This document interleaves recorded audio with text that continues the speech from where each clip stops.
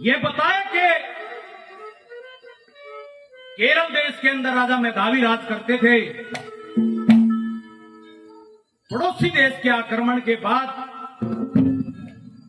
जब राजा मेधावी युद्ध में गए तो वीर गति को प्राप्त हो गए और सती प्रथा होने के नाते रानी को उनके साथ सती कर दिया गया। घर में बचा केवल एक 5 साल का लड़का जिसका नाम था चंद्रहास। उस चंद्रहास को पालने की जिम्मेवारी उनके यहाँ एक दाए नाम की दासी थी, उसने संभाली और उस लड़के को लेकर और उसका पालन पोषण करने लगी। एक दिन वो लड़का बच्चों में खेलते खेलते उसका ताना मारा, बोला तेरा ना मार ना बाप। न्यू सुनते वो बच्चा रोता घर की तरफ चल पड़े और मन में एक विचार करता चले, बोला याने से का बाप मरा था, माँ भी उसकी गैल गुजर गई और 3 लोग में नहीं ठिकाना, कोड मुसीबत सिर पर धर गई। बोला दुनिया कितनी अकलमंद चातर, मेरा 6 साल के का के जातर और इतने दुख देखण खातिर पाल पोस के इतना कर गई और 3 लोग में नहीं ठिकाना, कोड मुसीबत सिर पर धर गई। मांगे राम या बात मसोरे, पापण कृष्ण चितन चोरे, चंद्रहास गया था के धोरे, दोनों नैन नीर ते भरगी। जब चंद्रहास दाए के दौड़े गया तो साथ में वो दाए भी रोने लगी। बिलारी बेटा क्यों रोया? बिलारी मेरा ना मार ना बाप। न्यू सुनते उस दाए का भी भीतरला पाटाया और कोड़ी में ठा लिया। बिलारी मैं रही तेरी माँ, बिलारी तेरे मैं केवल पाड़ा हूं। बिला दे बेटा जगत में किस किस ने कौन कौन जाम्या कौन कौन पाड़ा।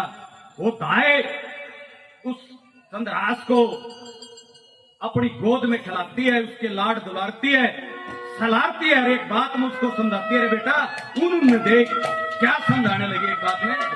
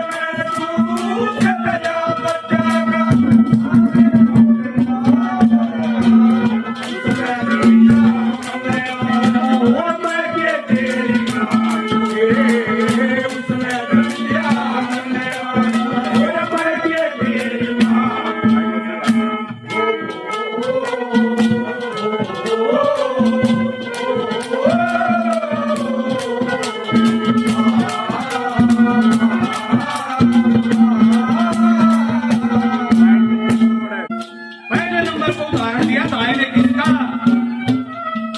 अंगद का।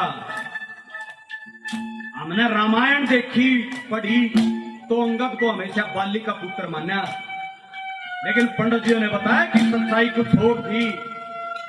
ये बताते हैं कि किसी रोज की घटना है, किसी जंगल के अंदर कुछ साधु महात्मा एक तरफ अपना भोजन रखकर दूसरी तरफ गुणा चेतन कर अपनी भक्ति में विलीन, और कुछ देर बाद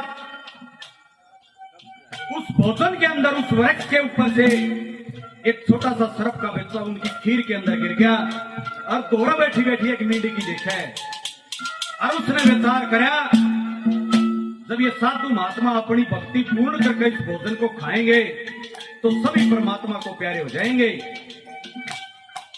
कहना आई मोट मरेंगे बेचारे सारे।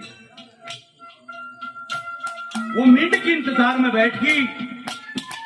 जिस टाइम साधुओं ने अपनी भक्ति पूर्ण करके और भोजन की तरफ आने लगे, वह मींड की कूद कर उनका आगे उस खीर में डांग मार गई।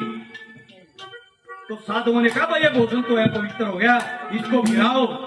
जब गिराया तो उसके अंदर से सर्प का बच्चा निकला। तो साधुओं ने कहा भाई इस मींड की ने तो हमारी जान बचाई है, और वो उस टाइम के सबसे साधु सिद्ध थे।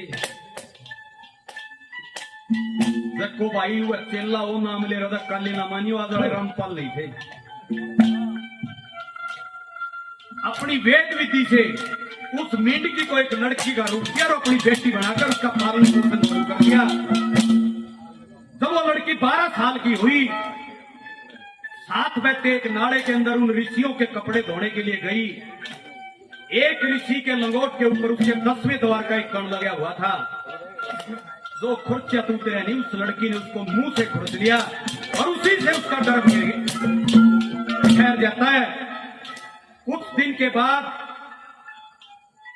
वहां पर लंका के पति राजा रावण का आना हो जाता है, और वो देखता है कि साधु महात्माओं के बीच में एक कन्या का काम उन साधुओं को धमकाकर उस लड़की का हरण करके चल दिया। जिस टाइम रावण उस लड़की का हरण करके अपने पुष्पक विमान के अंदर जाने लगा, तो किष्किंधा नगरी के ऊपर से वो विमान, उस लड़की ने पूछा कि आप कौन? कि मैं लंका का पति राजा रावण हूं। उस लड़की ने पूछा कि मैं कैसे मान लूं कि आप ही रावण हो? तो रावण ने कहा कि आप कैसे मानोगे, आप मुझे बताओ। उस लड़की ने कहा कि मैंने सुना जब रावण गर्जना करता है तो गर्भ गिर जाते, आप गर्जना करके दिखाओ। रावण ने गर्जना की तो उस लड़की का गर्भ वहीं गिर गया, और बाली की अपनी कोई संतान नहीं थी। बाली ने तड़के वो अंगद पाया और उसी को पाला।